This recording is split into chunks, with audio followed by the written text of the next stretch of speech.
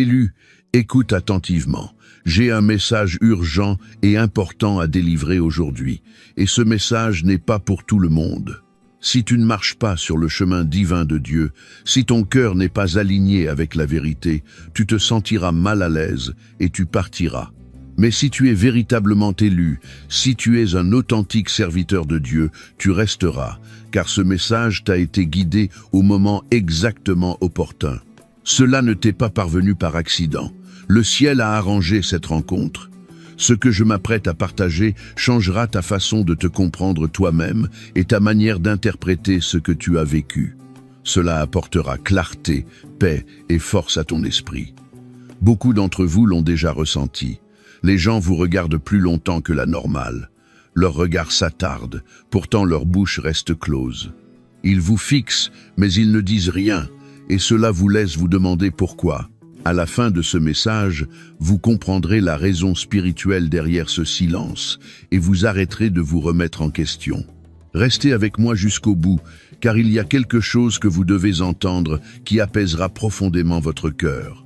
Avant de continuer, élu, likez cette vidéo, abonnez-vous à la chaîne si ce n'est déjà fait, activez la cloche et partagez ce message avec d'autres élus afin qu'ils reçoivent également cette révélation. Et commentez 777 dans les commentaires pour déclarer que vous êtes divinement protégé et pleinement aligné avec ce que Dieu accomplit dans votre vie. Élu, je veux que tu apaises ton esprit un instant et que tu écoutes calmement. Ce que tu vis n'est pas le fruit du hasard. Et ce n'est pas une imagination psychologique. Il y a quelque chose placé sur toi qui ne peut être vu avec des yeux humains. Pourtant, il est profondément ressenti. Les Écritures en parlent sous de nombreuses formes. Mais aujourd'hui, je vais l'expliquer d'une manière que ton esprit peut comprendre facilement. Dieu place une marque invisible sur ceux qu'il choisit. Non pas une marque d'orgueil, non pas une marque de supériorité, mais une marque de mission. Cette marque n'est pas bruyante, elle ne s'annonce pas, elle ne réclame pas d'attention. Pourtant, elle porte du poids. Et partout où du poids entre dans une pièce, l'atmosphère en est transformée. C'est pourquoi tu peux entrer dans un lieu silencieusement et pourtant sentir les regards se tourner vers toi. Tu n'as rien dit, tu n'as rien fait d'insolite. Mais quelque chose dans la pièce a changé à ton arrivée. Les gens ne te fixent pas toujours parce qu'ils t'admirent. Parfois, ils fixent parce que leur monde intérieur a été troublé. Ta présence interrompt les schémas auxquels ils sont habitués. Tu portes l'ordre dans le chaos sans même essayer. Tu portes le calme dans le bruit sans effort. Ce n'est pas quelque chose que tu as appris, c'est quelque chose que Dieu a formé en toi au fil du temps, souvent à travers la pression, la solitude et le silence. Je veux que tu comprennes cela clairement afin que tu cesses de te remettre en question. Ta présence parle avant même que ta bouche ne s'ouvre.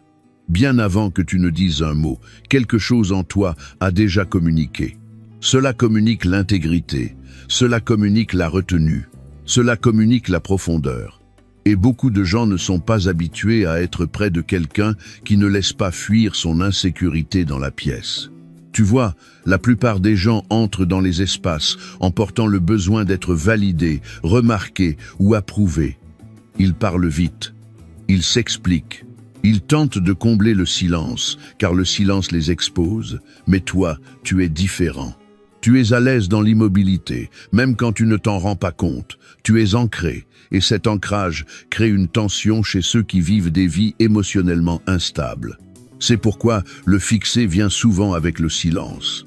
Ils essaient de te décrypter, ils essaient de te ranger dans une catégorie qui a du sens pour eux. Mais tu ne corresponds pas à leurs cases habituelles. Tu n'es pas assez bruyant pour être écarté, tu n'es pas assez faible pour être ignoré, et tu n'es pas assez familier pour être contrôlé. Alors ils observent, élu. Ceci est important pour ta guérison. Le silence que tu reçois n'est pas un rejet, ce n'est pas un manque de respect. C'est une reconnaissance mêlée d'incertitude. Ton esprit porte une sorte d'autorité qui ne demande pas la permission. Et l'autorité fait que les gens font une pause. Elle les fait peser leurs mots. Elle les rend prudents, même quand ils ne savent pas consciemment pourquoi. Il y a des gens qui sentent que tu vois plus que tu ne dis, que tu comprends plus que tu ne révèles. Cette seule conscience peut être déstabilisante. Lorsque quelqu'un réalise qu'il ne peut pas facilement te lire, il ralentit instinctivement. Il observe. Il devient silencieux. Non parce que tu l'as menacé, mais parce que quelque chose en lui se sent exposé en ta présence. Je veux maintenant parler doucement à ton cœur. Cesse de te réduire pour mettre les autres à l'aise. Tu n'es pas destiné à diluer ce que Dieu a placé sur toi. Tu n'es pas destiné à jouer la petitesse pour que les autres puissent se détendre. L'inconfort que tu déclenches n'est pas de la cruauté, c'est un contraste. La lumière ne s'excuse pas de révéler ce que l'obscurité a tenté de cacher. Beaucoup d'entre vous ont été façonnés par la vie pour rester silencieux, pour se fondre dans la masse, pour éviter l'attention. Dieu a permis cette saison pour former l'humilité en toi. Mais maintenant tu dois comprendre cette vérité. Même dans le silence, tu es vu. Même quand tu ne dis rien, ta présence témoigne. Et les gens ressentent ce témoignage avant même de le comprendre. Cette marque invisible attire aussi l'attention de ceux qui ont une faim spirituelle. Certains fixent parce qu'ils se sentent en sécurité près de toi. Ils ne savent peut-être pas pourquoi, mais quelque chose dans ton calme les stabilise. D'autres fixent parce qu'ils se sentent jugés par leur propre conscience, non par toi. Et certains fixent simplement parce qu'ils reconnaissent une force qui n'a pas besoin de se prouver. Tu dois apprendre à t'asseoir paisiblement dans cette réalité. Tu ne dois à personne une explication sur la façon dont tu te comportes. Dieu t'a façonné délibérément. Il a permis à la pression de te raffiner. Il a permis au silence de te mûrir. Il a permis au malentendu de te fortifier. Et maintenant, quand tu entres dans des espaces, le résidu de ce processus t'accompagne. Laisse-moi dire cela lentement pour que cela s'ancre profondément en toi. Tu n'es pas intimidant parce que tu es agressif. Tu es dérangeant parce que tu es ancré. Tu n'es pas observé parce que tu es étrange. Tu es observé parce que tu es rare. La stabilité dans un monde brisé semble étrangère à beaucoup de gens. La marque invisible que tu portes sert aussi de protection. Elle crée de la distance sans hostilité. Elle limite l'accès sans que tu aies à l'imposer. Dieu ne t'a pas conçu pour être facilement accessible à tous. Certaines portes se ferment simplement parce que ta présence rappelle aux gens qu'ils ne peuvent pas te manipuler. Et c'est ici que la paix entre dans ton esprit. Tu n'as pas besoin de réparer cela. Tu n'as pas besoin de l'adoucir. Tu n'as pas besoin de devenir plus abordable en baissant tes standards ou en atténuant ta conscience. Ce que Dieu a placé sur toi est intentionnel. Cela attirera ceux qui sont destinés à se rapprocher et repoussera ceux qui ne le sont pas. Alors la prochaine fois que tu remarques les regards, respire calmement. Ne te crispe pas. Ne te remets pas en question, ne te précipite pas pour combler le silence. Laisse-les observer, laisse-les ressentir ce qui monte en eux. Si ce que nous partageons a résonné en toi, tu peux nous soutenir en utilisant le bouton Super Thanks sur ton écran. Ton geste, aussi simple soit-il, a une grande valeur pour nous et nous aide à poursuivre cette mission. Merci d'être ce pilier de soutien si précieux. À présent, revenons à notre sujet. Ta mission n'est pas de gérer leurs réactions. Ta mission est de rester aligné, élu. Ta présence dérange les pièces parce qu'elle porte la vérité sans bruit, et la vérité ne discute pas. Elle se tient simplement, quand l'esprit reconnaît l'esprit et que la peur reste silencieuse. Élu. Je veux que tu respires lentement en écoutant cette partie, car c'est ici que beaucoup de malentendus se dissolvent enfin. Tous les regards que tu reçois ne viennent pas de la confusion. Certains viennent de la reconnaissance. Et la reconnaissance, lorsqu'elle est mêlée de peur, produit souvent le silence. Il y a un niveau où l'esprit reconnaît l'esprit avant même que l'esprit n'ait le temps de l'expliquer. Cette reconnaissance n'a pas besoin de langage. Elle n'a pas besoin de présentation. Cela se passe silencieusement, profondément et instantanément. Quand tu rencontres certaines personnes, quelque chose en elles sent que tu n'es pas ordinaire, même si elles ne peuvent t'expliquer ce qui te rend différent. Et ce moment de perception crée une pause. Beaucoup de gens vivent leur vie en réagissant, pas en discernant. Alors quand ils sentent soudain quelque chose qu'ils ne peuvent contrôler ou catégoriser, leur instinct est de cesser de parler. Les mots semblent dangereux à ce moment. Le silence devient leur bouclier. Tu dois comprendre cela pour cesser d'intérioriser des réactions qui n'étaient jamais dirigées contre toi personnellement. Certaines personnes deviennent silencieuses près de toi parce qu'elles se sentent vues d'une manière à laquelle elles ne sont pas habituées. Tu ne fixes pas intentionnellement leur âme. Tu ne les juges pas. Mais ta présence porte une conscience, et la conscience rend la dissimulation difficile. Il y a des individus qui sentent que tu marches avec Dieu de près. Ils n'utilisent peut-être pas ces mots, mais leur esprit comprend l'autorité quand ils la rencontrent. Et l'autorité n'invite pas au comportement désinvolte. Quand les gens la ressentent, ils s'évaluent instinctivement. Ils deviennent prudents. Ils choisissent le silence, car parler à la légère semble risqué. C'est pourquoi tu remarques souvent que des personnes confiantes, bavardes, deviennent soudain réservées près de toi. Cela te trouble. Tu te demandes si tu as fait quelque chose de mal. Tu n'as rien fait de mal. Ce qui s'est passé, c'est que leur masque social habituel n'a pas fonctionné en ta présence. Et quand un masque glisse, la peur monte silencieusement. La peur ne ressemble pas toujours à la panique. Parfois, elle ressemble à du respect mêlé de retenue. Parfois, elle ressemble à quelqu'un qui t'observe attentivement, qui écoute plus qu'il ne parle, incertain de comment t'aborder. Ce genre de peur n'est pas de la haine. C'est de l'incertitude sur la façon d'engager quelqu'un qui semble spirituellement ancré, élu. Il y a des gens qui sentent ton avenir avant même que tu n'y sois pleinement entré. Ils sentent que tu es en train de devenir quelque chose, même si toi-même tu es encore en train de parcourir le processus. Cette conscience les dérange. Quand quelqu'un sent que tu es en avance sur un chemin qu'il a abandonné ou qu'il n'a jamais eu le courage de parcourir, le silence devient sa défense. Je veux dire quelque chose d'important ici, doucement et clairement. Tous ceux qui deviennent silencieux près de toi ne sont pas contre toi. Certains sont en train de traiter, certains évaluent leur propre vie. Certains luttent avec une conviction qu'ils ne s'attendaient pas à ressentir ce jour-là. Ta présence devient le miroir dans lequel ils n'étaient pas préparés à se regarder. Les Écritures montrent ce schéma à maintes reprises. Quand les prophètes entraient dans des espaces, les gens ne se précipitaient pas toujours pour parler. Ils observaient, ils écoutaient, ils attendaient. Il y avait du poids dans la pièce. Même les rois retenaient leurs paroles en présence de quelqu'un portant une sagesse divine. Non parce que le prophète exigeait le silence, mais parce que la vérité exige le respect.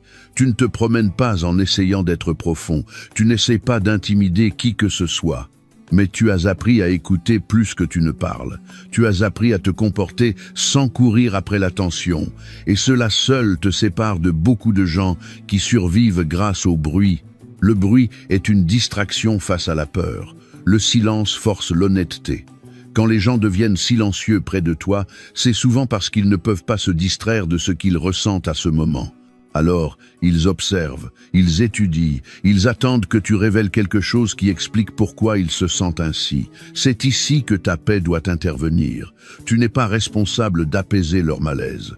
Tu n'es pas obligé de jouer la cordialité pour dissoudre leur peur. Tu as le droit de rester calme, stable et présent sans explication. Ce calme fait partie de ton autorité spirituelle. Certaines personnes restent silencieuses parce qu'elles sentent que des mots imprudents les exposeraient. Elles sentent que parler librement près de toi pourrait révéler des intentions qu'elles préféreraient garder cachées. Ta présence encourage l'honnêteté et tout le monde n'est pas prêt pour cela. Je veux guérir quelque chose en toi.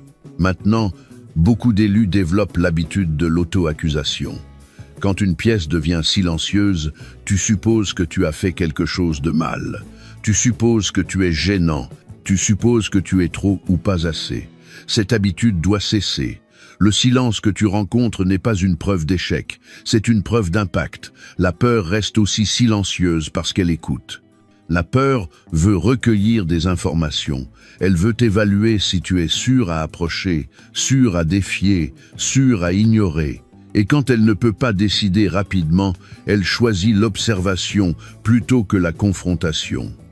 Il y a aussi ceux qui se sentent attirés par toi, mais ne savent pas comment l'exprimer. Ils sentent la sagesse, la stabilité ou la paix en toi, mais ils n'ont pas le langage pour s'engager avec cela. Alors ils fixent, espérant que tu prendras les devants, espérant que tu parleras en premier, espérant que tu rendras les choses plus faciles pour eux. Élu, tu n'as pas besoin de sauver les gens de leur hésitation. Si quelqu'un est destiné à se connecter avec toi, Dieu ouvrira sa bouche en temps voulu. Si quelqu'un est destiné à rester à distance, son silence te protégera d'un enchevêtrement inutile. C'est ici que le discernement devient ton compagnon.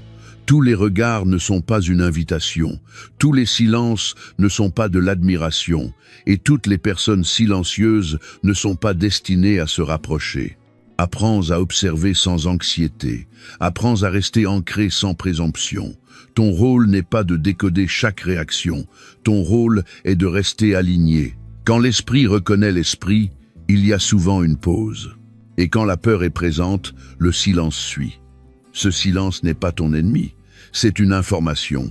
Alors la prochaine fois que tu remarques des yeux qui te regardent et des bouches qui restent closes, détends tes épaules, reste présent, reste calme. Tu n'es pas jugé, tu es perçu. Et la perception vient toujours avant la compréhension. Élu. Quand l'esprit reconnaît l'esprit, les mots deviennent secondaires. Et quand la peur ne sait pas comment parler en sécurité, elle reste silencieuse.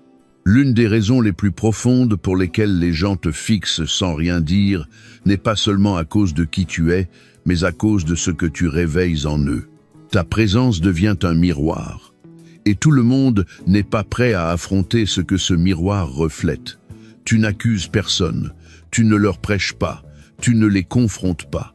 Pourtant, quelque chose dans ta vie leur rappelle doucement les promesses qu'ils ont un jour faites à Dieu, les valeurs qu'ils ont un jour défendues et les chemins qu'ils ont un jour envisagés mais choisi de ne pas suivre. Ce rappel n'a pas besoin de mots. Cela arrive simplement parce que tu es resté fidèle là où ils ne l'ont pas été. Beaucoup de gens ont abandonné leur appel bien avant d'abandonner la religion. Ils ont appris à survivre, à se fondre dans la masse, à s'engourdir, mais ils n'ont jamais oublié le moment où ils savaient que Dieu demandait plus d'eux. Quand ils rencontrent quelqu'un qui porte encore cette sincérité, cela remue quelque chose d'inconfortable. C'est ici qu'entre le silence. Parler exigerait de l'honnêteté, parler exigerait d'admettre des regrets. Parler exigerait de reconnaître l'éloignement de Dieu qu'ils se sont efforcés d'ignorer. Alors au lieu de mots, ils fixent, ils observent. Ils ressentent le poids de la comparaison sans que tu ne te sois jamais comparé à eux. Élu, ce n'est pas ton fardeau à porter. Tu n'es pas responsable de leur conflit intérieur. Ta vie n'est pas une condamnation, c'est un rappel. Et les rappels peuvent être douloureux pour ceux qui ont appris à vivre sans conviction. Certaines personnes deviennent silencieuses près de toi parce que ta paix expose leur bruit intérieur.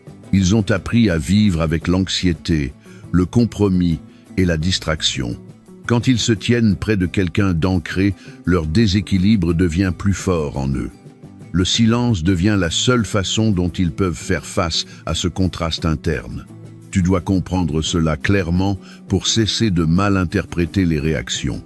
Quand quelqu'un se sent mal à l'aise près de toi, cela ne signifie pas que tu es méchant. Cela signifie que tu es aligné. L'alignement rend le désalignement inconfortable. La lumière n'attaque pas l'obscurité, elle la révèle. Et la révélation est rarement bienvenue chez ceux qui ne sont pas prêts à changer. Il y a des gens qui ont un jour prié comme tu pries maintenant. Ils ont un jour cru comme tu crois maintenant. Ils ont un jour fait confiance à Dieu avec innocence et feu. Mais la vie les a pressurisés, déçus ou effrayés. Lentement, ils ont transigé. Lentement, ils ont réduit au silence leur conscience. Quand ils te rencontrent, le souvenir de qui ils étaient autrefois remonte sans permission. Ce souvenir ne vient pas doucement. Il vient avec le deuil. Il vient avec le regret. Il vient avec des questions auxquelles ils ne veulent pas répondre. Alors ils évitent la conversation. Ils évitent la profondeur. Ils choisissent la distance masquée en politesse. Élu, je veux te libérer de l'instinct d'atténuer qui tu es pour le confort des autres. Tu n'as pas été appelé à baisser ta lumière pour que les autres puissent éviter de se voir clairement. Dieu n'a pas préservé ta foi pour que tu t'en excuses. Ta vie est un témoignage, même quand tu ne dis rien. Certaines personnes craignent de s'engager avec toi, car elles sentent que la proximité pourrait réveiller quelque chose qu'elles se sont efforcées d'enterrer. Elles ne sont pas prêtes à changer. Elles ne sont pas prêtes à se rendre. Et au fond d'elles, elles savent qu'être près de toi rendrait le mensonge plus difficile. C'est pourquoi tu dois cesser d'essayer de trop expliquer tes intentions. Tu dois cesser d'essayer de prouver que tu es inoffensif. Le silence n'est pas toujours de l'hostilité. Parfois, c'est de l'autopréservation. Ils protègent la version d'eux-mêmes à laquelle ils se sont résignés. Je veux parler directement à ton cœur maintenant, en tant qu'enseignant et en tant que quelqu'un qui a parcouru cette route. Tu n'es pas responsable de sauver tout le monde de leur passé. Jésus lui-même a laissé des gens s'éloigner en silence quand la vérité est devenue trop lourde. Il ne les a pas poursuivis avec des explications. Il a laissé le silence faire son œuvre. Il y a aussi une couche plus profonde à cela. Certaines personnes fixent parce qu'elles voient la discipline en toi. Elles voient la retenue. Elles voient que tu ne cèdes pas à chaque impulsion ou ne suis pas chaque foule. Cette discipline leur rappelle à quoi la vie aurait pu ressembler si elles avaient choisi différemment. Et la discipline, quand elle n'a pas été choisie, ressemble à un jugement même quand aucun jugement n'est présent. Élu, ne confonds pas leur inconfort avec ton échec à créer un lien. Tous ne sont pas destinés à se connecter avec toi à la même profondeur. Certains sont seulement destinés à être témoins de ton parcours à distance. Cette distance n'est pas un rejet, c'est un dessein. Tu remarqueras peut-être que les gens profondément brisés sont souvent attirés par toi, tandis que les gens profondément compromis sont troublés par toi. Ce n'est pas une coïncidence. La brisure cherche la guérison. Le compromis cherche la dissimulation. Ta présence offre la guérison, non la dissimulation. Il y a des moments où tu t'éloignes d'une interaction en te demandant pourquoi elle a semblé lourde, gênante ou tendue. Cette lourdeur n'a pas été créée par toi. Elle a été activée par la vérité, et la vérité apporte toujours un choix, l'affronter ou la fuir. Beaucoup fuient en silence. Je veux que tu relâches la culpitude que tu n'as jamais méritée. Tu n'es pas arrogant parce que tu tiens ferme. Tu n'es pas froid parce que tu es sélectif. Tu n'es pas distant parce que tu ne te dévoiles pas trop. Tu es mature. Et la maturité intimide souvent ceux qui évitent encore la croissance. C'est pourquoi le silence te suit. Le silence donne aux gens l'espace de lutter avec eux-mêmes. Le silence leur donne la place d'éviter de dire quelque chose qu'ils ne pourraient pas reprendre. Le silence leur permet de garder le contrôle de leur image un peu plus longtemps. Élu, ne cours pas après la conversation pour apaiser une tension que Dieu a permise pour une raison. Certains silences sont protecteurs. Ils te préservent d'un travail émotionnel inutile. Ils empêchent une intimité prématurée. Ils préservent ton énergie pour les relations qui sont alignées avec ta mission. Laisse-moi t'ancrer dans cette vérité. Ta vie n'est pas destinée à mettre tout le monde à l'aise. Elle est destinée à être fidèle. Le confort est temporaire. La fidélité est éternelle. Et la fidélité porte une autorité silencieuse qui dérange ceux qui ont appris à se contenter. Le miroir que tu portes continuera de refléter la vérité où que tu ailles. Certains se détourneront, certains deviendront curieux, certains finiront par revenir avec des questions. Ta responsabilité n'est pas de contrôler le résultat. Ta responsabilité est de rester qui Dieu t'a façonné à être. Alors quand les gens te fixent et ne disent rien, ne présume pas du rejet. Ne présume pas de l'échec. Ne présume pas non plus de la supériorité. Présume d'une rencontre. Présume que quelque chose de sacré a effleuré quelque chose d'irrésolu. Tiens-toi calmement dans cet espace. Respire. Reste bienveillant sans te réduire. Reste humble sans t'excuser. Le miroir ne parle pas. Il reflète simplement. Et élu. Ce qu'ils voient en toi est souvent ce qu'ils espéraient un jour voir en eux-mêmes. Élu. C'est ici que ta confusion commence à se transformer en paix. Beaucoup d'entre vous se sont demandé pourquoi Dieu permet que vous soyez plus regardés que sollicités, plus observés qu'invités, plus remarqués qu'inclus. Il y a une raison à cela, et ce n'est pas une punition, c'est une préparation. Dieu a toujours entraîné ses élus dans le silence avant de leur confier de l'influence. Le silence développe le discernement, le bruit développe l'ego, et Dieu est bien plus intéressé par ta profondeur que par ta visibilité. Quand les gens t'observent silencieusement, ils participent à une saison que Dieu a conçue pour ton raffinement, même s'ils ne le savent pas. Réfléchis-y doucement. Un vase est testé avant d'être versé. Une épée est trempée avant d'être maniée. De la même manière, Dieu te permet de passer des saisons à être observé sans explication, questionné sans défense et évalué sans affirmation. C'est ainsi que l'autorité intérieure se forme. Si Dieu te donnait une voix forte avant d'ancrer ton esprit, ton message serait dilué. S'il t'élevait avant de renforcer ta retenue, l'attention te distrairait. Alors il permet que le silence devienne ton enseignant. Il permet que le malentendu devienne ta discipline. Il permet que l'isolement aiguise ton écoute. Élu, le silence t'apprend à entendre Dieu clairement. Quand les voix extérieures sont limitées, la clarté intérieure augmente. Tu apprends à faire confiance à l'intuition formée par la prière. Tu apprends à répondre lentement. Tu apprends que chaque pensée n'a pas besoin d'être exprimée et chaque émotion n'a pas besoin d'être montrée. C'est pourquoi Dieu permet aux autres de t'observer sans t'engager profondément. L'observation sans accès te protège pendant que tu es encore en train de devenir. Tous ne méritent pas une place au premier rang de ta formation. Certains sont seulement destinés à être témoins des contours de ce que Dieu fait, pas des détails. Tu as peut-être remarqué que les gens se sentent à l'aise pour t'étudier à distance, mais hésitent à se rapprocher. Cette distance n'est pas accidentelle, elle filtre les intentions.